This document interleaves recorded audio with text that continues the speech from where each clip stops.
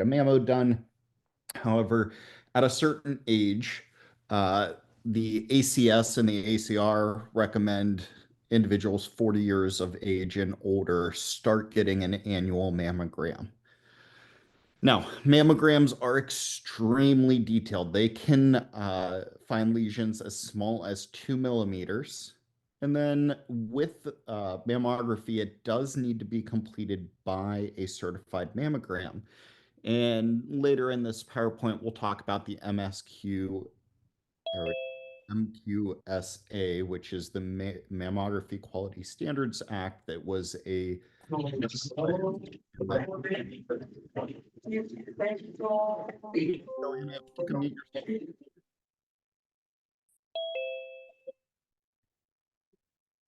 um, nope. Elizabeth, if you can mute yourself too, that'd be great. I have a question. Sure. For individuals who have a history, like family history of breast cancer, are they recommended to get a mammogram before the age of 40? So, I believe, and this is obviously a conversation that has to happen with your actual physician, but I do believe that typically those individuals would go for genetic testing first to look and see if they are BRCA, if they're positive for the BRCA1 or the BRCA2 gene. And if that comes back positive, then I think it is recommended. However, obviously, um, just like anything, as a precautionary measure, it's not a bad idea to get checked. The amount of radiation that a mammography exposes an individual to is extremely low. Oh, okay, thank you so much. Now, why do we care? Well, so breast cancer actually accounts for 32% of all new cancers for women. And the American Cancer Society actually states that 1 in 8 women will develop breast cancer at some point in their life. Now, it is not just a female issue. 1 to 2% of breast cancer is actually found in men as well. Now we talk about, screening and finding it early, and the main reason that we want to find it early is if we catch it before it metastasizes, it is easily treatable. However, if it is metastasized, if it goes to your bone, if it goes to the brain, if it goes somewhere else in the body, unfortunately, the average survival rate is only about 2 years. So I made mention of the MQSA. So the MQSA, Mammography Quality Standards Act, was federal legislation, and it got put through because unfortunately we had physicians out there that, I'm sure they meant well, but you could go to a doctor's office that just had an x-ray unit, they'd shoot some film of your breast and they'd look at it and they'd say, yeah, you're fine, or no, you're probably not fine. Um, and this is not super old legislation. This is during my lifetime. So 94, some of you guys may have been alive in 94. Uh, some of you might not be or might not have been, but yeah, so 94, the legislation went through. And what it did is it really standardized and created dedicated roles that anybody operating a mammography unit had to follow. So this gave specific equipment design, operating standards. Again, 94, we're still using film, so it gave, a big quality control program on how to keep the developer and the processing and all of that up to the standards that they needed to be. And with this intense quality control program, it more or less affected everybody in the United States, except for one group, and that group was VA facilities. Um, I did some research, and what I found was the VA facilities were actually following stricter guidelines than what was put through with the MQSA. obviously, with any legislation, there's going to be some give and take. And apparently, at VA facilities, they were doing something more stringent. Now, is that true? I have no idea, but that is what I found on the internet. Now, when it comes to the anatomy of the breast, like anything, when you're imaging, you need to understand what you're looking at. The entire breast is going to be referred to as the cradiocaudal diameter. And a typical breast is going to be right around 15 centimeters, 12 to 15 centimeters, with the top part of the breast starting right around the second rib. And that's going to be considered the tail of the breast or the axillary prolongation. Um, and then it goes all the way down. The bottom of the breast is typically going to be right around the sixth or seventh rib. The most inferior portion of the breast is going to be referred to as the inframammary fold. Now, if we cut the breast in half, we get a sagittal section of the anatomy. As you can see, we've got the adipose tissue here, and then you've got the fibrous breast tissue that starts right around here. So you can see it starts right around that second rib, going all the way down to about that sixth rib. Uh, so what makes up the breast is typically going to be that adipose tissue and the fibrous tissue, the glands, and then directly behind that is going to be the retromammary space. So that's kind of that blue line on the image here. If we go even more inferior, we are going to hit the pectoralis major muscle, and then that is sitting right up on the rib cage. So again, the glandular tissue is going to be, um, that pinkish tissue here with the adipose tissue as that yellow. And then obviously you've got all the ducts and everything in there. So if we take a deeper look in, each of the breasts are going to have 15 to 20 lobes.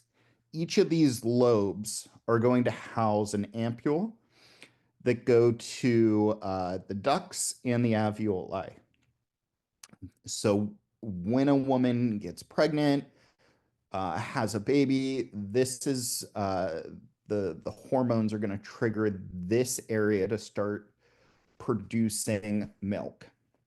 They follow the ampule, they go out of the nipple, and each of the different lobes are going to house are going to be housed in this interlobular connective tissue. They're going to be kind of broken up and kept into their own little, we refer to them as lobes, but kind of their own little sections. And they're going to be separated by these Cooper's ligaments. And then everything's going to be kind of wrapped up in the subcutaneous fat.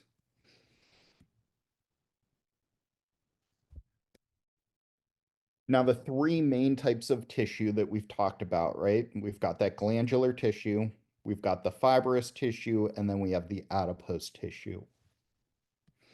Each of these are going to appear a little bit different. Well, really, the glandular and the fibrous tissue kind of look the same, and then the adipose tissue is going to look completely different. So again, just like with X-ray, we're looking at different densities, what absorbs more radiation, what lets more radiation through. So the adipose tissue is going to allow more radiation through. Glandular and fibrous tissue is going to block more radiation. Now, when we are taking X-rays, just like when we do a chest X-ray and we put a right marker or a left marker on it so we can let the radiologist know exactly where they're looking, the when it comes to mammography, there is a method of localization. So there's two main ways that the radiologist may ask you to communicate, either if the patient feels a lump or a mass, or if there's a special view where you're looking at a certain point or a part of the breast.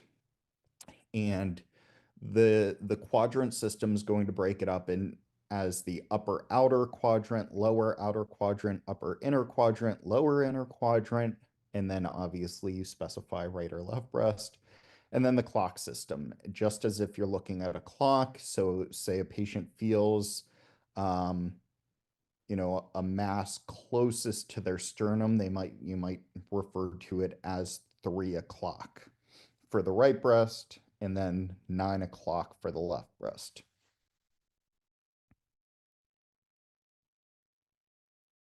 Now, the breast tissue is going to change throughout a female's life. Um, really starts,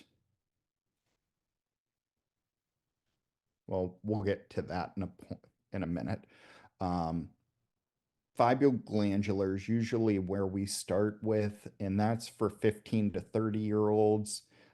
Individuals that have not had kids after the age of 30 can still fall into this category. Pregnant or lactating females are also going to fall into that fibroglandular breast tissue. Very radiographically dense, extremely little amount of fat. When you see the image, it's going to be very white because it's going to be that dense breast tissue. Um, as a side note, a lot of those 15 to 30-year-olds are going to go to MRI because of the breast tissue being so fibrous and so dense. It's hard to get good compression, so you really can't get a great image of it with um, mammography. So typically they'll either do an ultrasound or they'll send them to an MRI. The next is going to be fibrofatty, and this is for individuals between 30 to 50 years old, young women, so younger the age of 30. If you've had more than 3 pregnancies, chances are you're going to kind of fall into this category. And this is going to be an average density radiographically, which means that it's going to be like 50-50. The image that we have that you'll see in a second, it kind of makes me think of like a yin yang where 50% of it's going to be that dense white uh, radiographic image, and then the other 50% is going to be dark. And then for individuals over the age of 50, postmenopausal, are going to have a breast classification of fatty. Now, it is worth mentioning children and men are going to fall into this category as well. So if we look at this breast right here, this is a fibroglandular breast. Uh, very dense. You don't get a ton of information off of it. A lot of white.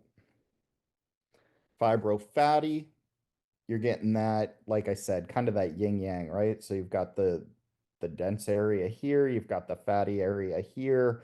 Um, and then the last group is just going to be that fatty, right? You get some of the different striation of the glandular tissue in there, but pretty much all of it is just turned into to fat.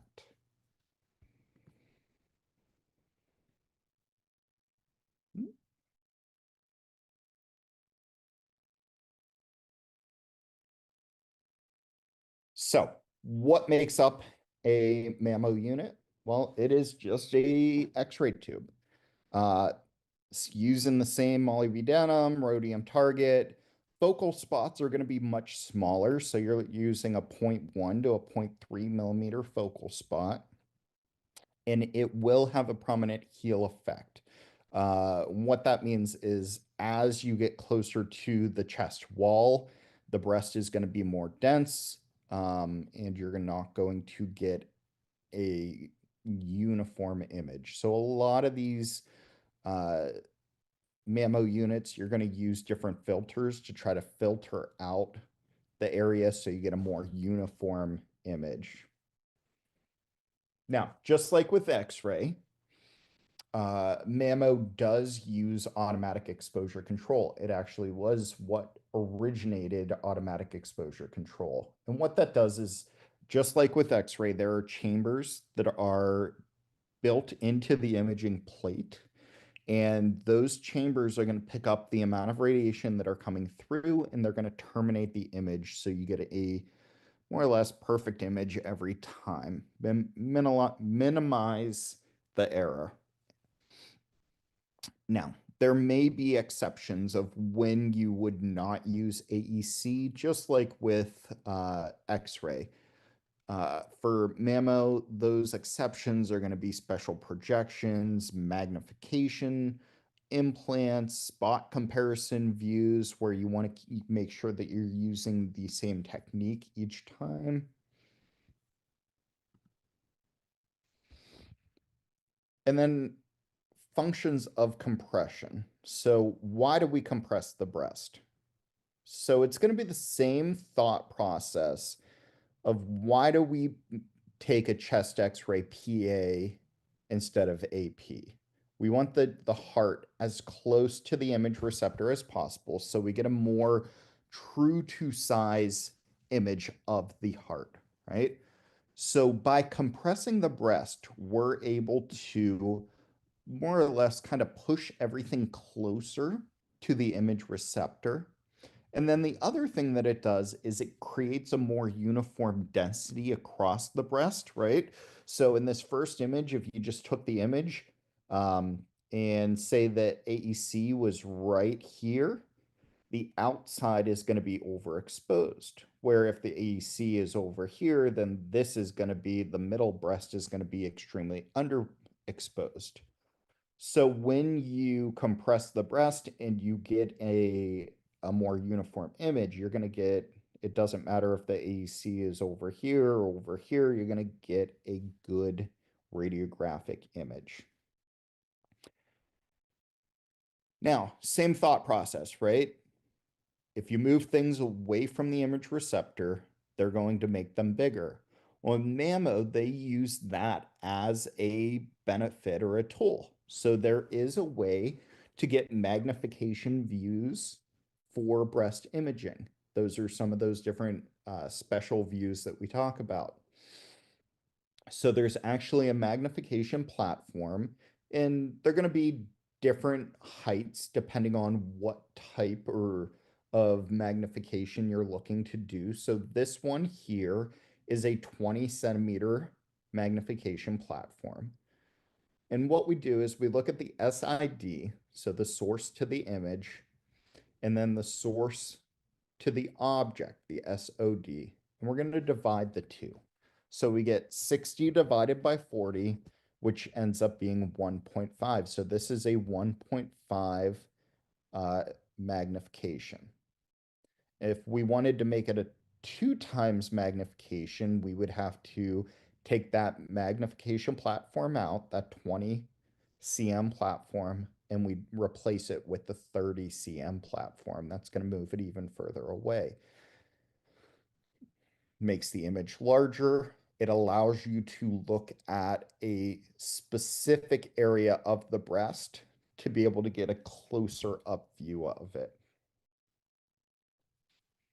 Now, when it comes to imaging of the breast, obviously mammography and sonography are pretty much the two main ones that you go in to have done first. Mammo's usually your screening, and then if they see something, you're going to go over and have a ultrasound done to look and see, is it something else? Usually at that point, they may want to do a biopsy. Um, However, you may also get referred to MRI. MRI is really going to be the gold standard. It's going to tell you without doubt if a patient has something in their breast that they shouldn't have. And like I said, for about 4 years, I was doing pretty much every Friday, I was doing MRI guided biopsies for breast cancer. Absolutely insane when if you ever get to do it or if you're ever working the biopsy needle because they can't bring anything metal into the room, is this huge ceramic needle. Um, it's pretty insane.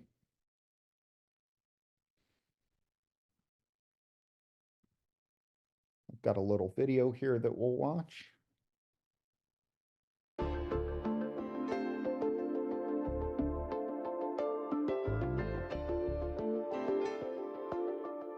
We all know the best defense against breast cancer is early detection. Your radiologist might see something in your breast exam that looks suspicious. To find out more, we perform a breast biopsy. That means we take a sample of breast tissue and have it examined in a pathology lab. Most breast biopsies turn out to be benign or non-cancerous. In the past, a biopsy always meant open surgery, with all its risks and anxiety. Today's breast biopsy is minimally invasive, using image guidance to find the area of interest, and a needle to take a small sample of tissue. This means a more comfortable procedure and a faster recovery.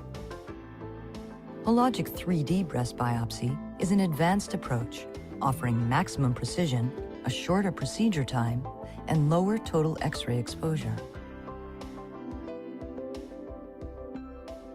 Of course, it's okay to be nervous about any medical procedure, but it's really not quite as scary as it sounds, and it helps to know ahead of time what's going to happen.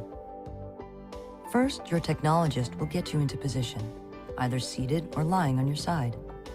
She'll carefully compress your breast, just as she would for a mammogram. The 3D system scans your breast in just a few seconds, producing the images needed to pinpoint the exact location for the tissue sample. The physician scrolls through the 3D scan and marks the target area on the screen. This gives the system a set of numbers to precisely position the biopsy device. Once the biopsy device is perfectly positioned, your physician will clean and numb your breast, and then make a small incision. This is when it's important to hold very still. When the physician triggers the device, you'll hear a noise, and you may feel some pressure. This advances the tip of the needle to the exact point where they want to make a sample. They take another image to be sure they've reached the area of interest. Now they're ready to take the tissue sample. The biopsy system uses vacuum pressure to remove the sample, flushing the area with fluid at the same time. They will take a few samples to make sure they have enough tissue for diagnosis. This usually takes less than a minute.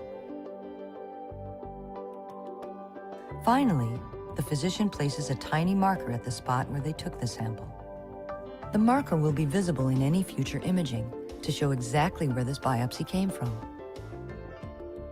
When the procedure is finished, they bandage your incision and apply pressure for 5 to 10 minutes.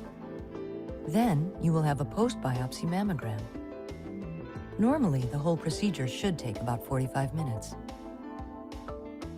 Most women are able to get right back to their normal lives the same day. It's normal to feel some discomfort. There's a tiny nick in your skin that will heal in a few days.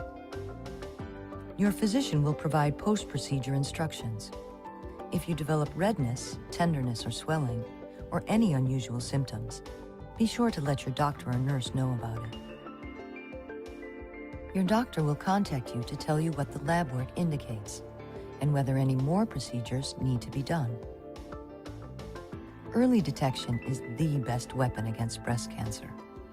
A longer, better life is something every woman deserves.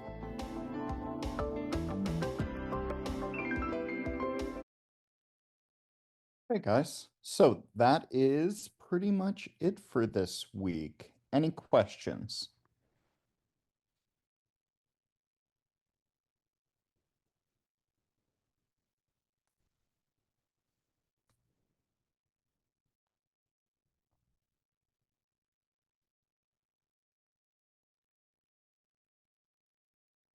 Perfect. Let me stop the recording. Recording stopped.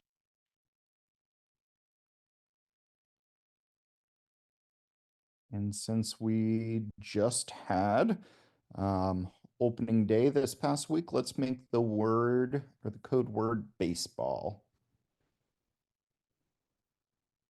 And that's it. You're good to go.